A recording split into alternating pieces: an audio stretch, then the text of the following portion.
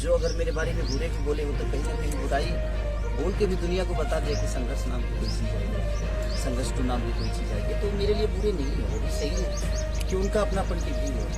और हम सबको मैं एक सोचे कि सब लोग हमारा हमें प्यार करें, ये संभव है नहीं। जिनको बुरा बोलना है वो बुरा आपको बोले, क्योंकि उनके मन में ही है कि मुझे बुरा बोलना है।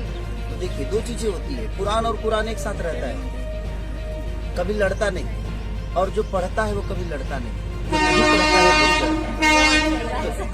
एक जगह कुरान और कुरान को रख लीजिए तो उसके एक भी पन्ना तक टकराते नहीं है, वो ऐसे ही रहे, ऐसे वो रखे गए, क्योंकि वो अपनी अपनी गरिमा को जानते हैं कि कुरान का गरिमा क्या है और कुरान की गरिमा क्या है। और जो पढ़ता है उसकी गहराई तक गया है, वो कभी नहीं लड़ेगा, क्योंकि ना कभी कुरान किसी को लड़ने के लिए बोलता है, ना कभी कुरान किसी को लड़ने के लिए बोलता है। सच्चाई और बुराई के लिए लड़ने की बातें होती है, लेकिन जो उसको नहीं पढ़ता है वही सबसे ज्यादा ज्ञानी हो जाता है। और दुनिया में एक चीज तो है, आप अगर कहीं जाइएगा ना, कहीं बहुत ऊंचे पे जाइएगा ना, तो उतना ऊंचा जाने की क्षमता तो उसकी नहीं है जो आपकी बुराई कर रहा है। उसकी क्षमता इतनी है जो आपको 10 गाली दे सकता है। तो वो अब उसके पीछे के संघर्ष वो कभी देखा नहीं ना, संघर्ष करके तो बड़ा हुआ ही नहीं।